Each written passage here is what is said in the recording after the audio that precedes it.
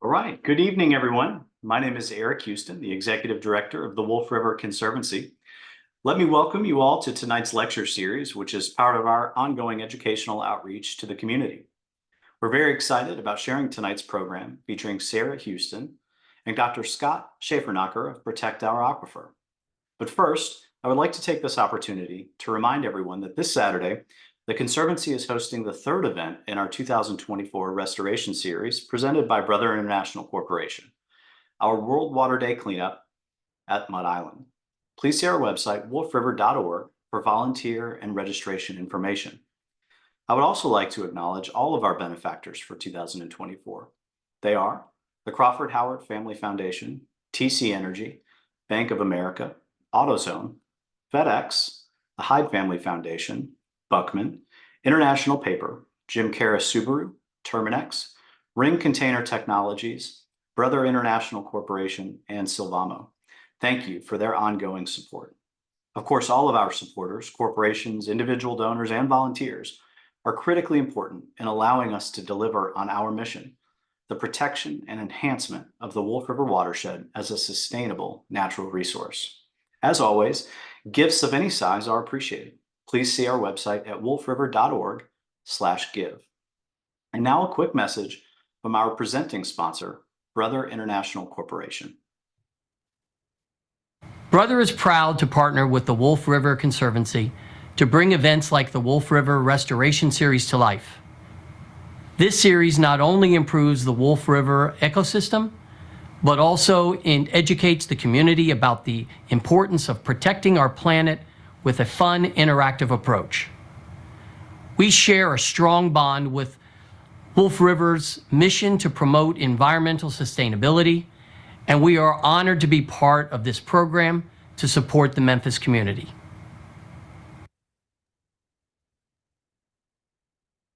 And of course, a few housekeeping details. We ask that you do not attempt to record this program with any device. A recording of the program will be available on YouTube upon the conclusion of the presentation. If you have questions during the program, please use the Q&A feature and not the chat box. Our Education Director, Kathy, will be monitoring the questions and will ask them after the program. There will also be a short Q&A during the presentation that Sarah and Kathy will help moderate as well.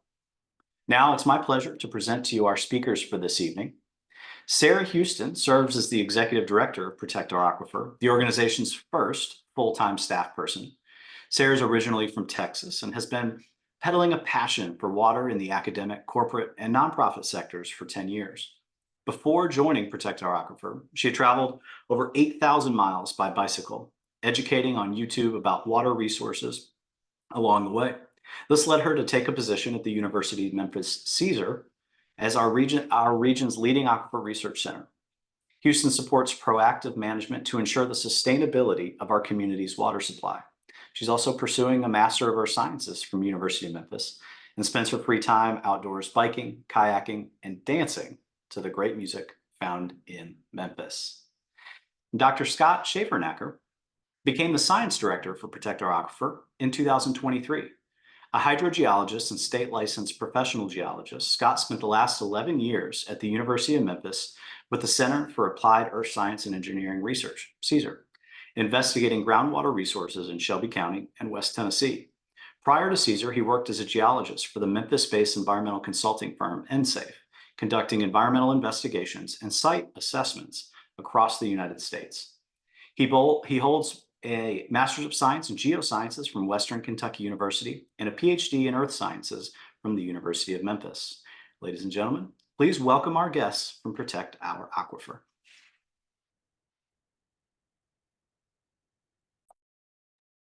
All right. Well, thank you so much, Eric, for the introduction, and to our partners at Wolf River Conservancy for hosting us tonight. This is actually the third annual State of the Aquifer address with our World Water Day partnership. So I'm excited to be with y'all today. And our presentation, we're going to be kind of swapping back and forth between Scott and I.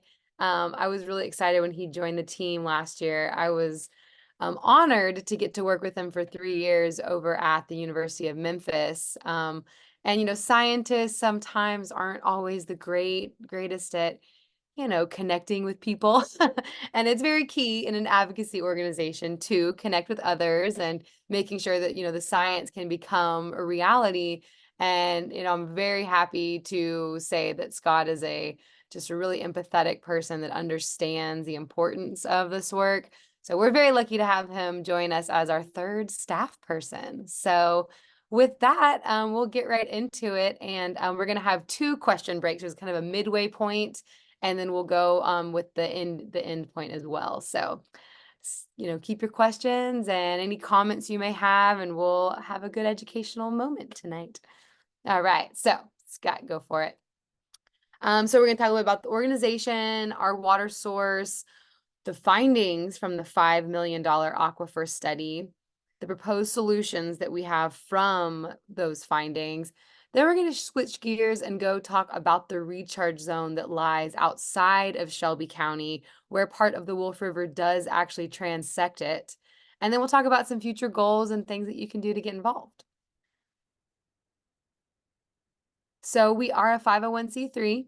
Our mission is to protect, preserve, and conserve the Memphis Sand Aquifer, our drinking water supply.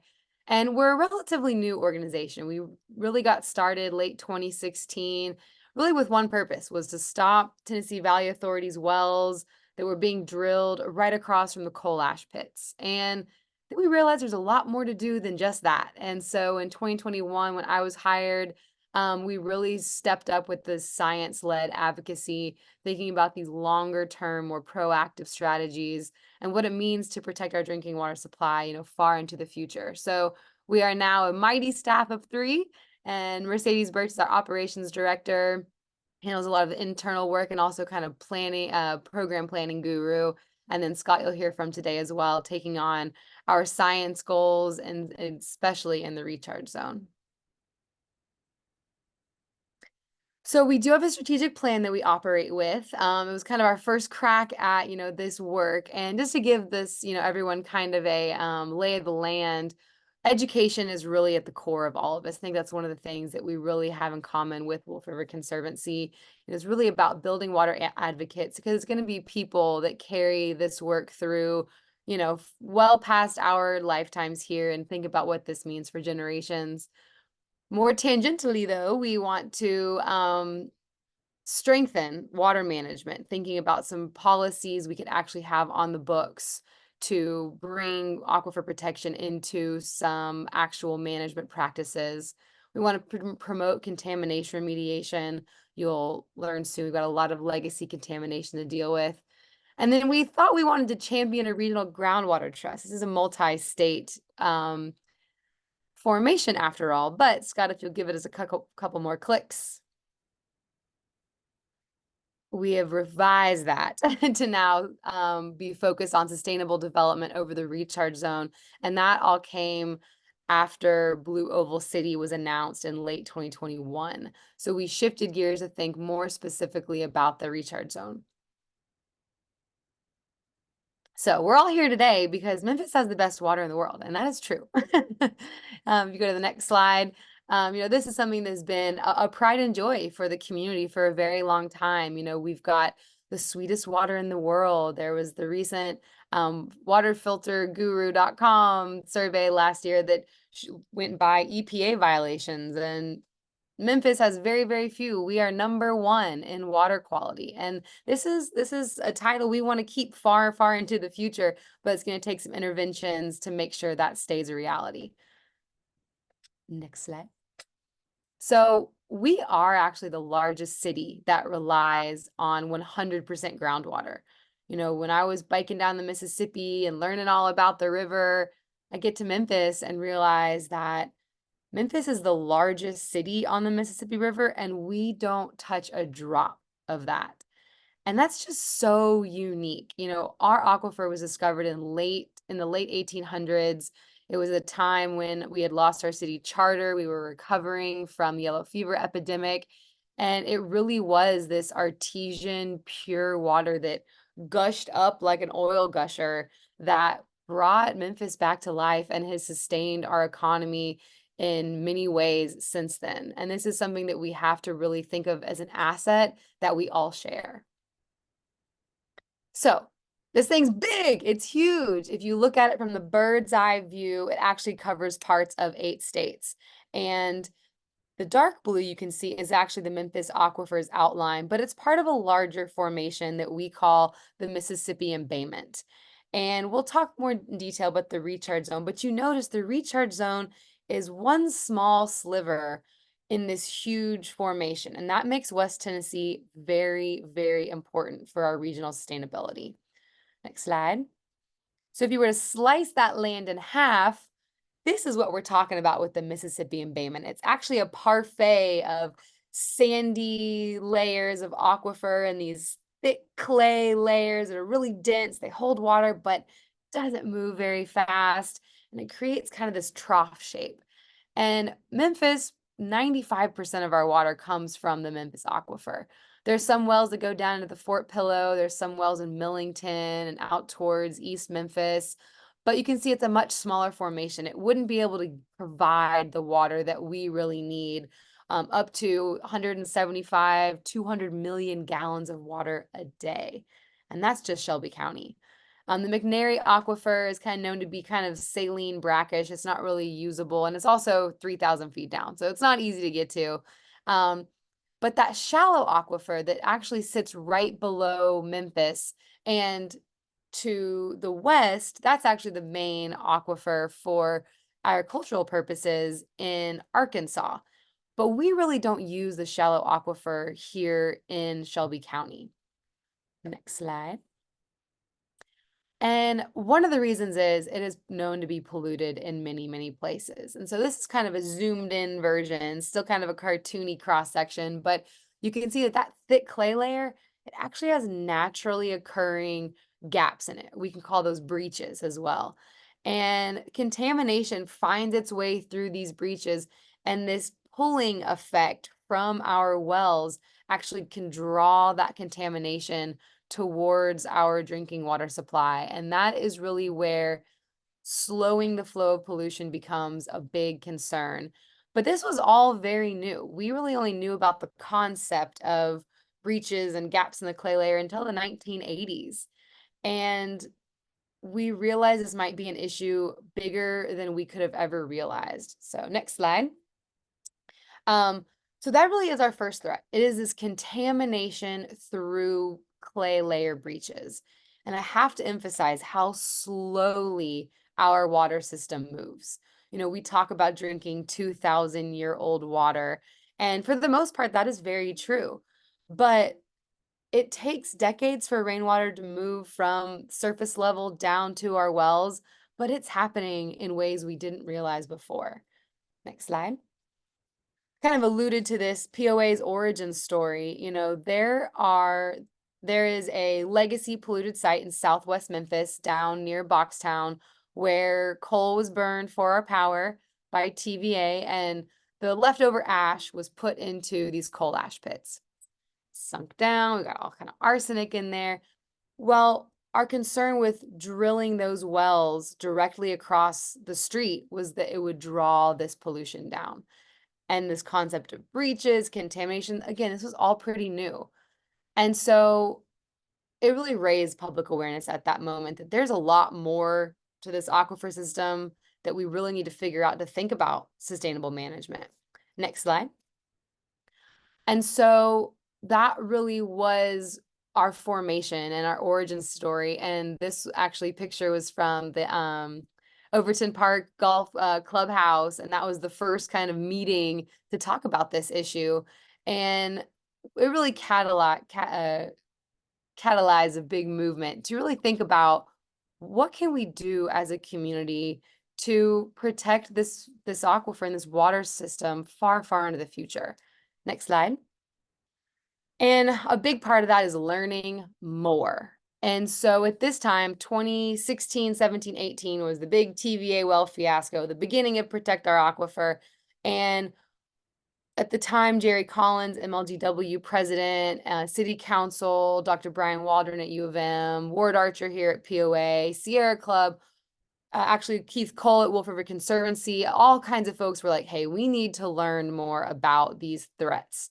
And through some chatting with City Council, MLGW, our water bills, our water rates were increased by 1%. So that 1% equals about $5 million a year that launched this $5 million study.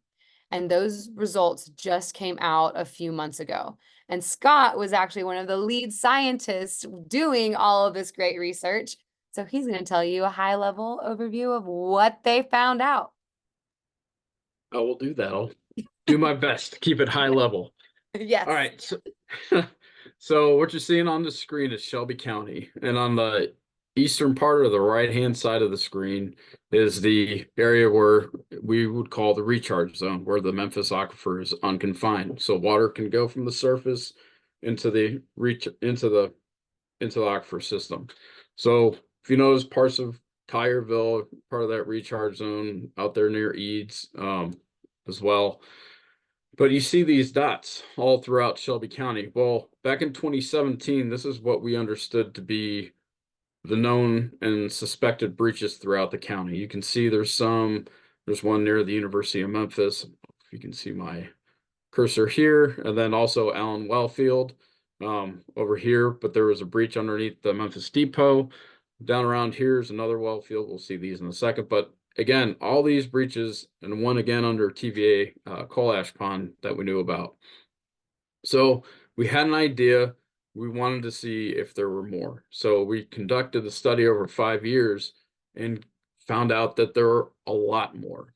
You can see on the north side of Shelby County, there's a slew of different size breaches, and that's because we were able to fly what's called an aerial electromagnetic survey.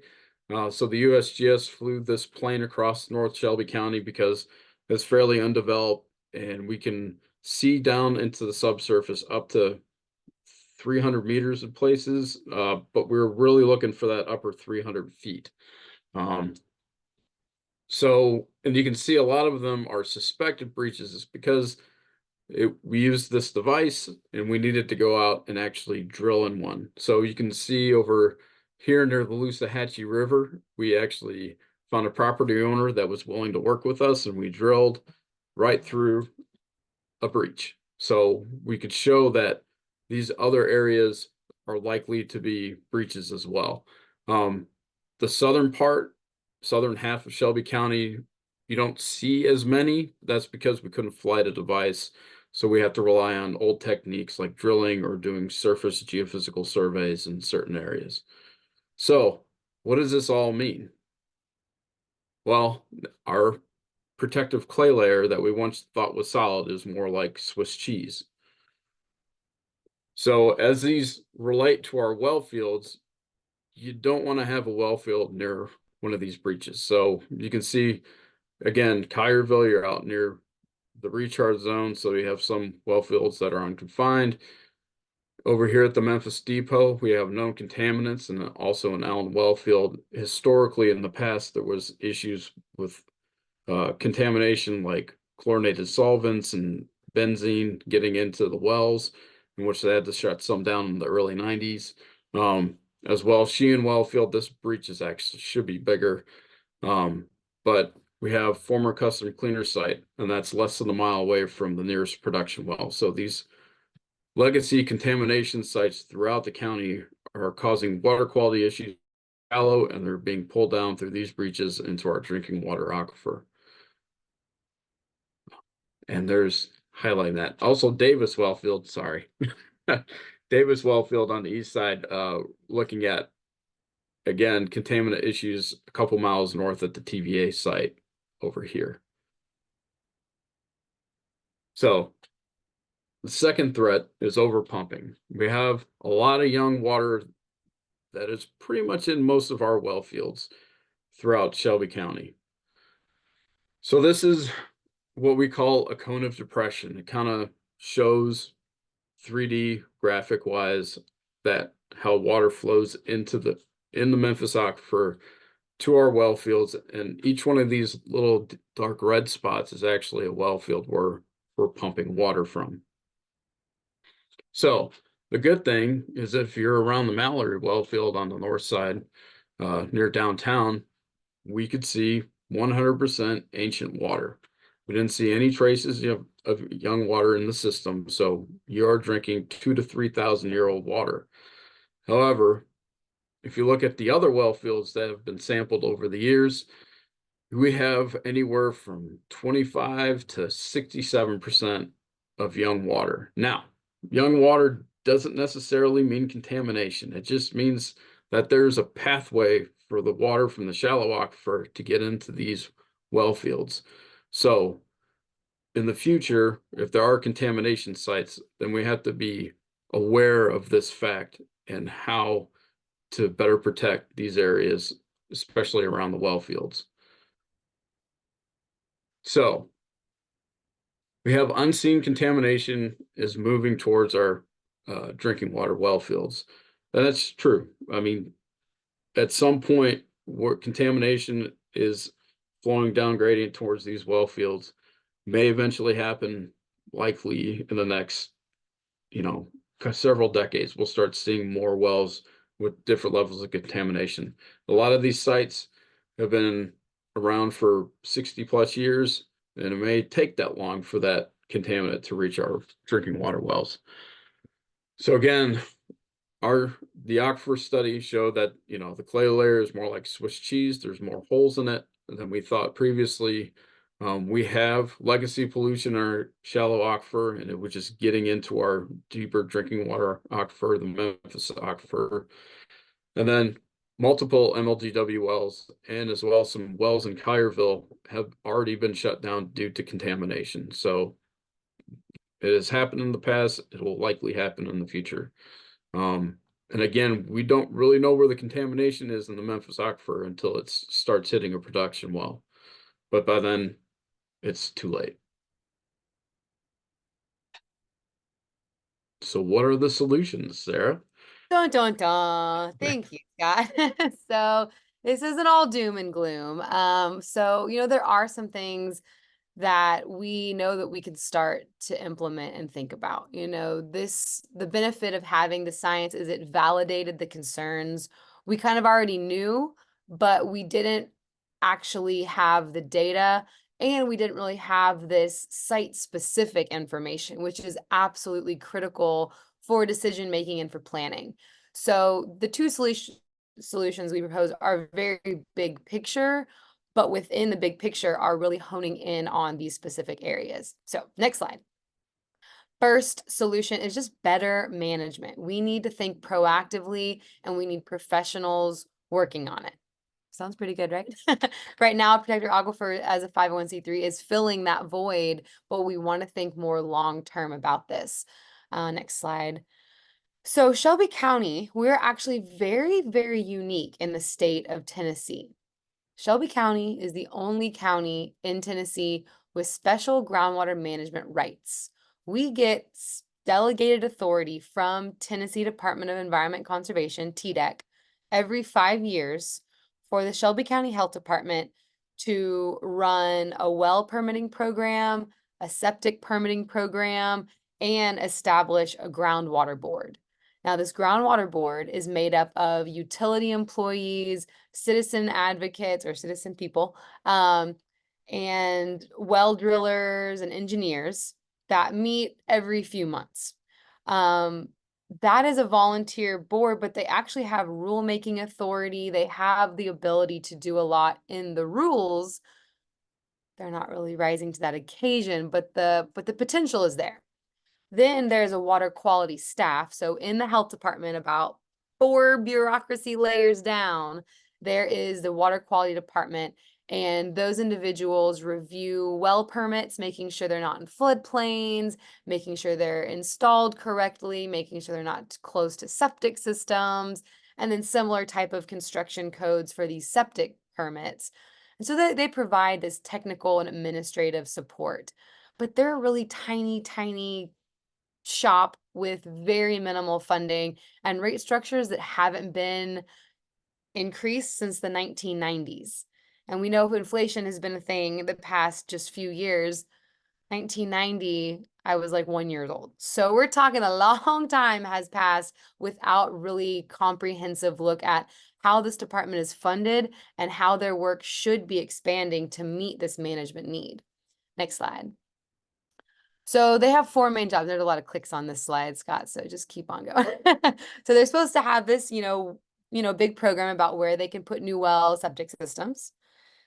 They are supposed to manage wellhead protection plans. This is about making sure there's no hazardous developments or potential contamination spills around our wells. They were supposed to require observation wells at facilities handling potential contaminants, sample, make sure there isn't some unknown leak or some issue that hadn't been caught. And then, a program more education-based about toxic spill prevention, countermeasures. That could be for, residential well users, and that can be for industrial well users. Thinking about this prevention of the issues that we know we're dealing with now. But unfortunately, keep clicking. They're not doing that. One more click. And no, one more click. So they are, operating right now just this permitting program. And this screenshot here kind of shows you that northeast chunk of Shelby County where there's a lot of unincorporated lands. And that's really the closest area to Blue Oval City also. They are seeing they're seeing a trend of higher permits for new wells and new septics, especially in this area. But it's really important to realize that the work that the health department is doing, they're so overburdened and underfunded. This is the main job they can only accomplish. And it's really just making sure people build wells in ways that isn't going to accidentally contaminate them or the drinking water supply. So there's a lot of opportunities to create structures to actually build out these other programs, hire new staff, and think about these more proactive approaches. Next slide. So the second solution is widespread conservation. We talk about quality, quality, quality all day. We got the purest water, 2,000-year-old, really great stuff. And we've got all the water we could ever need. But we have to realize the more that we are pumping, the faster that legacy pollution is drawing down. Next slide. And so you can kind of see this in this animation that, there is this connection. It's slow, like Scott said, we might not see some of this pollution for another 10, 20, 30, 40 years, but this is slowly, slowly happening through these soils and sands. Next slide. So how does all this play out in rate structures?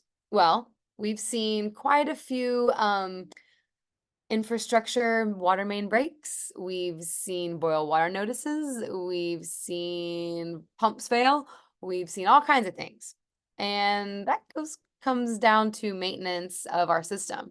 So MLGW residents, this is looking at just MLGW rate structures. We've got spreadsheets for your other folks. So if y'all are in another utility, sorry, we don't have your numbers, but MLGW residents in the city, for about 100 gallons of water, we're going to pay about 32 cents.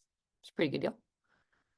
Now, if you are an industrial customer for MLGW and you are the tippity top of the water pumpers, you are needing 3 million gallons of water a day or more, your $100, your 100 gallons of water is going to cost about 17 cents. It's about half the price for a residential customer. And that's because our commercial water rate structures are flipped. They are tiered to kind of wholesale our water. The more you use, the cheaper it gets. That doesn't really incentivize conservation. Now, if we look at industrial users that have well permits with the health department, they pay 0.00027 cents for 100 gallons. And that's because they have a $100 a year permit. You can pump as much as you want. And so within just these rate structures, the incentive for conservation doesn't exist. A lot of our major water users are old factories and they haven't updated these water systems cooling water towers, water recycling. There are technologies out there that can reduce that volume of water needed while still having the same product. And there's ways to do this in a cost-efficient way, but there's not really an economic incentive to do so. And we don't have the funding to keep up with our infrastructure, and we're waiting for federal dollars to maybe make its way here someday to fix our system. And that's just not a sustainable approach to our water supply. And so next slide. We've got a lot of research on this and we're working on this right now, but thinking about how do we update these rate structures in an equitable way that doesn't, put too big of a price burden on these businesses that, would impact their revenue, but really think about how do we find that balance between the needs of our community, the needs of our infrastructure, and good corporate stewardship. And that's really the balance that we need to strike to address these problems with management and widespread conservation. So there is a very exciting opportunity right now. If you haven't heard, MLGW has just launched their first ever long-term plan, a 20-year strategic plan. This is everything from power, water, gas, corporate governance, communications, the whole shebang. So you can go to the website listed here. There's a survey. And Protect Our Aquifers Board, we're meeting tomorrow to determine Protect Our Aquifers priorities for this program. But next slide, you can kind of see the thoughts they have. Our current state is very reactionary. It's all about just trying to keep things moving, keep the lights on, keep the water flowing. Then moving into foundational growth, like thinking about, okay, what's this next step to get out of that reactionary mode? Then how do we get to competitive, thinking about, the utility of our water? Our water makes us a very competitive place, but we don't want to oversell it and then impact our community in negative ways like we've been doing historically. And then there's a transformational growth, really thinking about innovation, adopting new technologies. This is how they have formulated the strategic planning process. So we'll be happy to share our priorities in the coming weeks. But if you take some time to either attend meetings, you can go to that 2045 website. They're going to be hosting community meetings throughout the month of April. We really encourage you to go, make sure your concerns, your ideas are heard, and think about this as a community-informed plan for the next 20 years. This is a big opportunity for MLGW to do it right. We need to have as much community input as possible. Next slide. So that brings us to our first pause. And so we'll probably take about 5 minutes or so, and then we've got another 15 on the recharge zone. So I think Kathy might be coming back on, but just because there's a lot of information, we just loaded at you and we're kind of switching gears to the recharge zone. We want to give you a chance to. Yeah. Hey, Sarah, this is Kathy. We don't have any questions yet, but I had one occurred to me when you were talking about contamination of the aquifer and how it changes so much depending on where you happen to be in Shelby County. So I'm wondering, if I am a typical residential user, how do I find out which well field my water is coming from? Ooh, good question. A lot of times that's kind of considered like secure data. But there, through these maps and things that we have, and you can go to, some published papers that have these well fields and, kind of locate your house on a map. Most likely the nearest well field is going to be your drinking water supply. Now the system is built to where they all kind of overlap a little bit just for, security reasons and making sure there's enough pressure in the system. But for the most part, proximity is going to be your best indicator of where your water supply comes from. Okay. Okay, well, that's good to know. And if, folks on the call, if your water bill doesn't come from MLGW, it might come from town of Collierville, Germantown, Millington, Bartlett. They all operate their own water utilities as well. Okay. Looks like we got no more questions right now, so looks like George has his hand up. George, you have to enter into the Q&A box to type out your question, because this is a webinar and yeah. So we'll give you a second to type out your question in the Q&A box, because that's the way this webinar is structured, that you can't talk to us. So. Okay, well, why don't we move on, Sarah, and then George can go ahead and put his question in the Q&A box. That sounds great. Later on. Okay, thanks. All right. So this is where we're going to switch gears, thinking about the recharge zone. So to bring back the cross section, next slide, there you go. Looking specifically on the right-hand side, you see where the Memphis Aquifer, the Fort Pillow, they come to the surface and there is no clay layer above it. So that is where rainwater can most directly replenish our aquifer system. And if you remember from the full multi-state bird's eye view, this is the only area in the 8-state region that really gets this direct recharge. So it is just a critically important part of our system. And right now, it's predominantly agriculture, predominantly forested, and rainwater soaks in to forested areas and to agricultural lands. They don't soak in so much to concrete rooftops. Next slide. So West Tennessee, what's to come? Well, Blue Oval City. No, so Blue Oval City, very exciting for the region, but it's right over the recharge zone. You can see the map on the left, the kind of swath of land that comes up around. Fayette County is pretty much all in the recharge zone. The upper reaches of the Wolf River are in the recharge zone. And Blue Oval's right in the corner between Haywood and Fayette. Thank you, Scott. And, there's the footprint of Blue Oval, the new suppliers, the new industry, but there's also the technical college, new neighborhoods, gas stations, strip malls. There's going to be a land use change. And that's where our concern really comes into play. Next slide.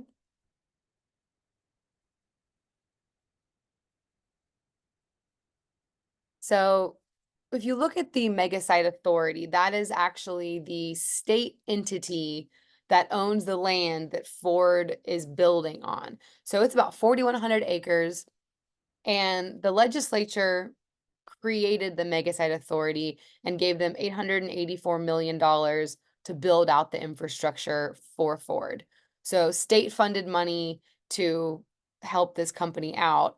And the Mega Site Authority, so the state, they own and operate the water treatment system and the wastewater treatment system. So those utilities are still state owned. Ford will be buying water and paying a wastewater fee for the treatment process. So we were like, how much water are they gonna use? So they have capacity to use up to 7 million gallons of water a day. So there are 7 wells that go down into the Memphis Aquifer. Ford's expected demand is around 4 million gallons. So there's some room for growth, maybe. But those wells, they are drilled into the recharge zone. And so there isn't, this thick clay layer like what we have in Shelby County. So there's a potential for that contamination. And there's also this recharge need to refill the bank account. Next slide.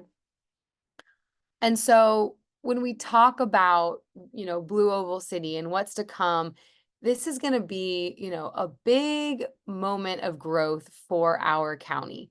This is really going to change the landscape for, the next few generations. There's the total direct jobs up to 6,000, but then there's these indirect jobs up to 21,000, for all of the new places, coffee shops, there's going to be some fun stuff, but this really means that some of these counties like Haywood is projected to see a 42% increase in their population. And we don't know where these new neighborhoods are going to go. We don't know where this is all going to happen, but we know it's going to happen. We know it's going to happen fast. And so we were like, what's our game plan here? So first thing is we want to balance that bank account. You think of the aquifer as your bank account. We are withdrawing water, money all day long. Well, you got to put some money, some water back into the system so that we have that balance. So we want that bank account to be balanced. We want our water quality to be preserved. We want to keep it high quality, pure water. And we want to expand the people power network. We need to meet some more folks in these communities that care for the aquifer the way we do here in Shelby County to carry out this protection plan into the future. And right off the bat, another click, we knew that we were like, the only thing we could do right in 2021, 2022 was, okay, we can watch some comments and permits. This is all happening quick. So keep clicking. There's a water alteration permit, there's stormwater permits, there's the federal environmental NEPA permit. So we were commenting, reviewing, attending hearings, getting stuff, looking at the science side of where we can make improvements.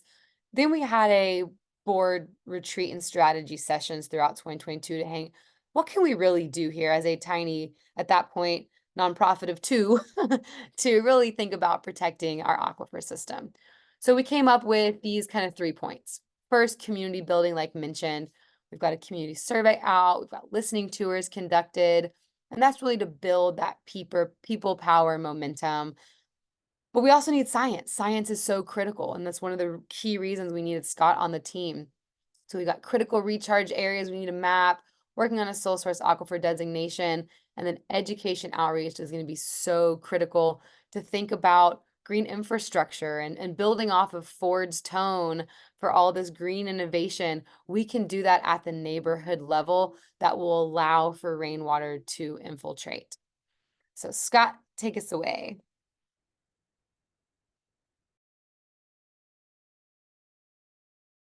You're muted, Scott. I do that all the time. So that's one of the important things about the recharge zone. It allows that infiltration to go directly into the aquifer system. So, and the basics of this slide is the more development you have, the less infiltration you have. So we look here in Shelby County, as we developed over time, we had less and less infiltration going through the upper shallow part of the subsurface down into the groundwater system. So what that does is that cuts off a lot of the shallow recharge into the system. And that shallow recharge allows a lot of water to get into streams. So that's why we don't run out of water in our streams during the summer months when it hasn't rained for a month or two. It's being fed by the groundwater. So that's a concern for West Tennessee, and they've already seen some of this happen in Jackson, Tennessee, where they had to relocate wastewater treatment outfall because the stream that once had water suddenly ran dry. So somehow they've overdeveloped and also use of water in the area to where that stream no longer has water enough to support the wastewater going into the stream. So they had to relocate it. So we want to avoid issues like that where we're drying out our streams. So the recharge zone is where, again, the aquifer is replenished by the rainfall. It's very vulnerable.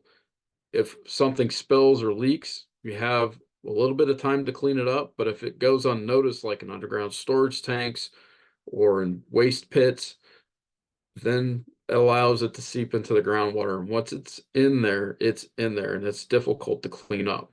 And again, Blue Oval sits right at the edge of the confinement to where it is unconfined. So if there's releases that aren't cleaned up properly immediately, then there are likely issues with contamination. And that's not just with Blue Oval, that's with the gas stations going in, that's with automotive and other industries that'll be going into the area.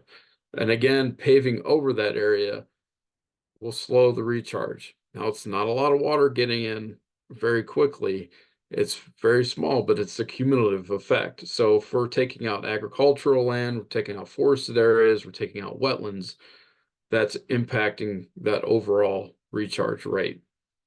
And so, while obviously it's going to be developed in some way, we want to encourage smart growth and allow for, water to be replenished naturally, as well as water withdrawals being sustained.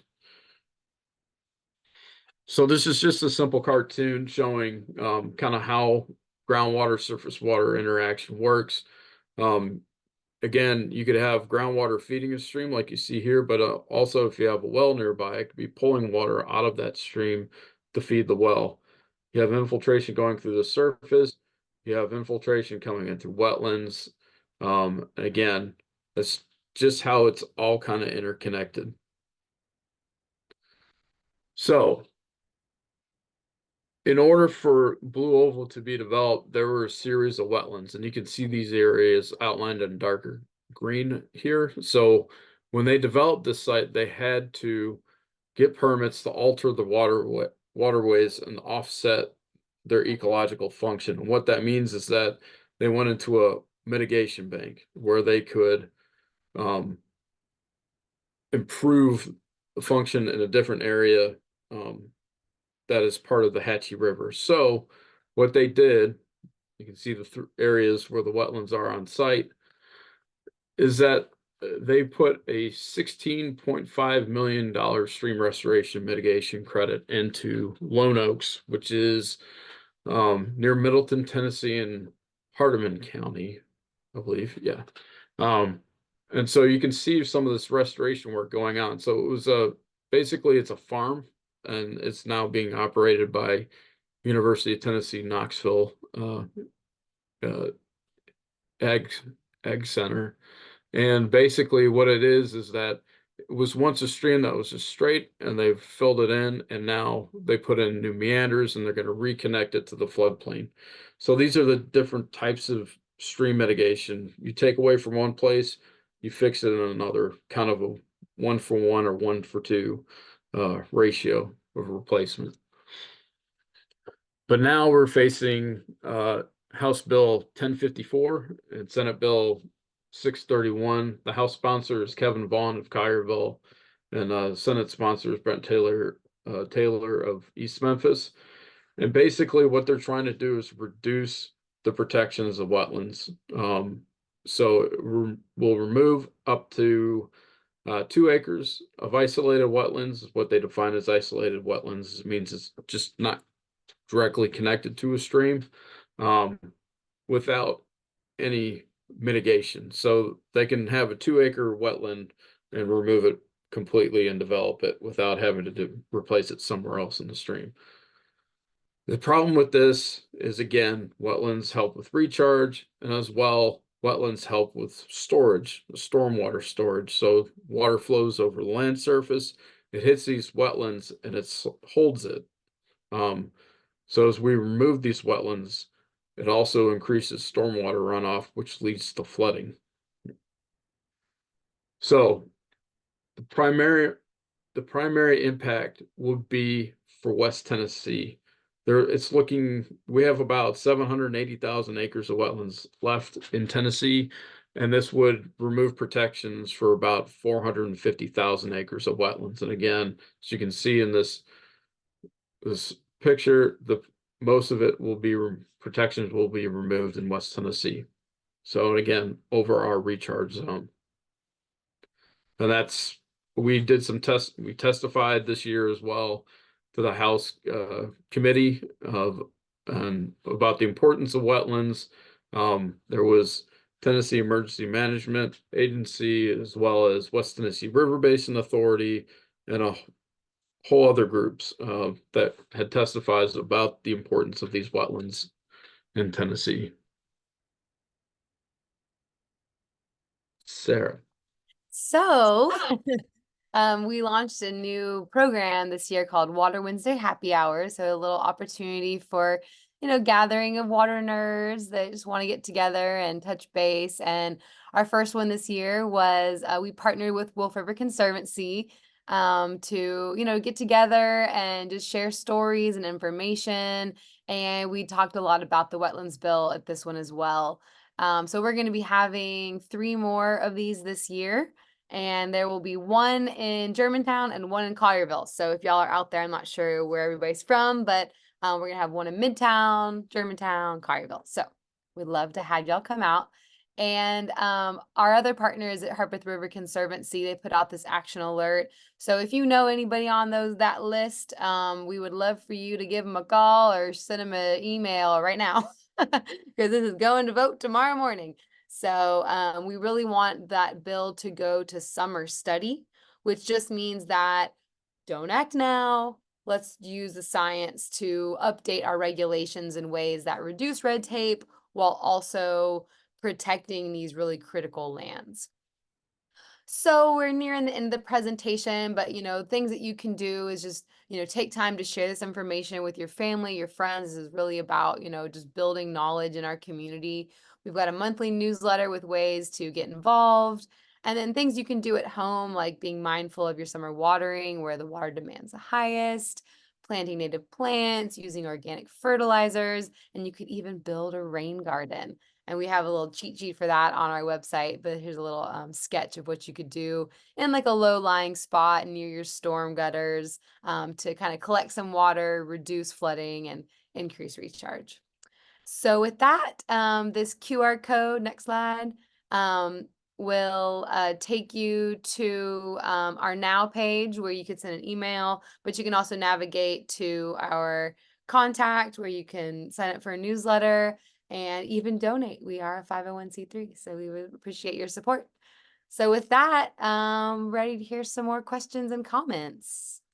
Okay, Sarah, thanks so much, and Scott too. That was really good and very interesting.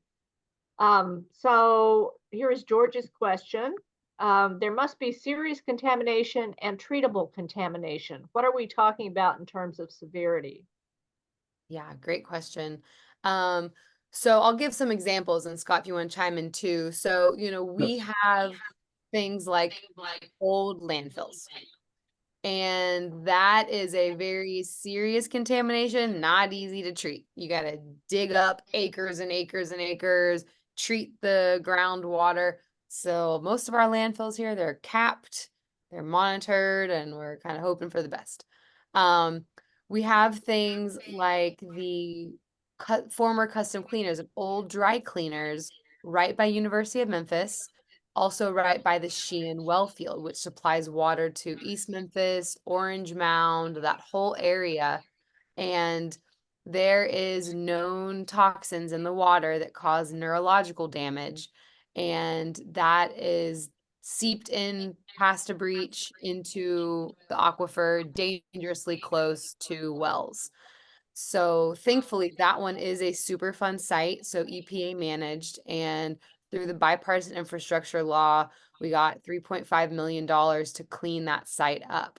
So that remediation is is currently ongoing, and we will know this year their groundwater cleanup plan, and we will be letting you know when the comment process comes up, because we want to make sure it is done right and well. So those are just 2 examples, kind of opposite end of the spectrum. You've got dry cleaners, like one type of contaminant that $3.5 million is not cheap to clean up, but you can do it.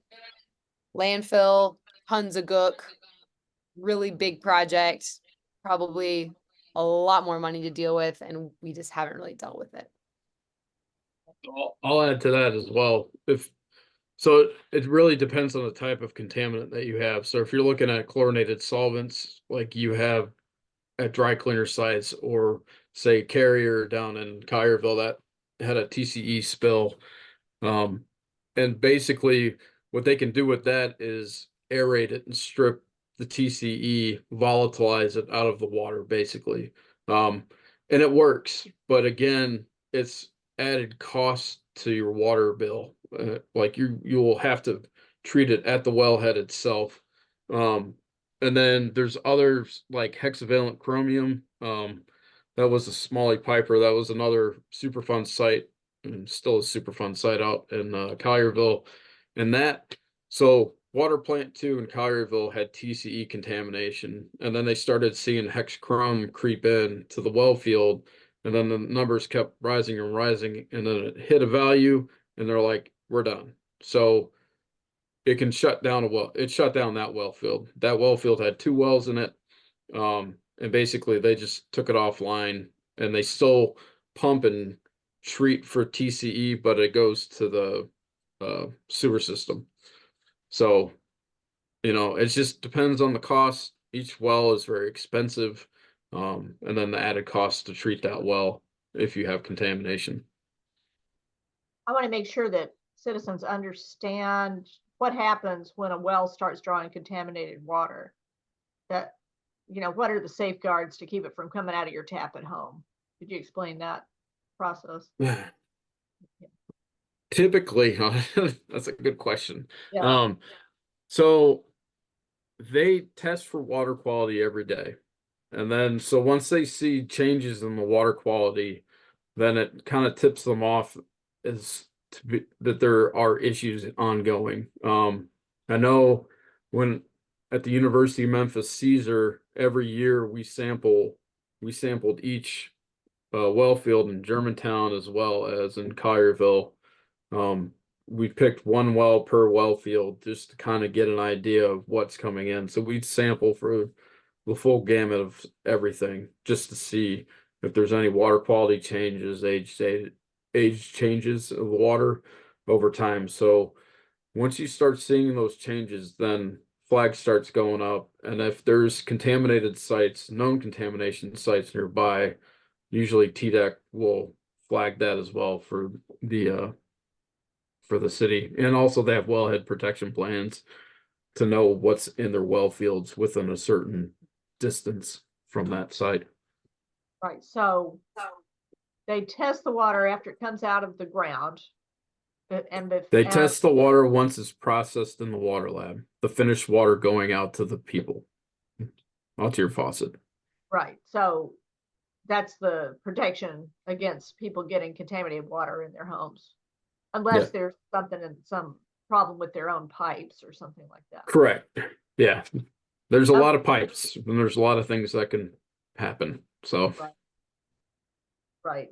Good. Okay. And then I have a question about the wetlands bill, and this isolated wetlands that they're talking about. I am wondering, since there is that recharge function going on, it makes me think that they're not actually, the wetlands aren't technically isolated because they're connected to the recharge zone, right?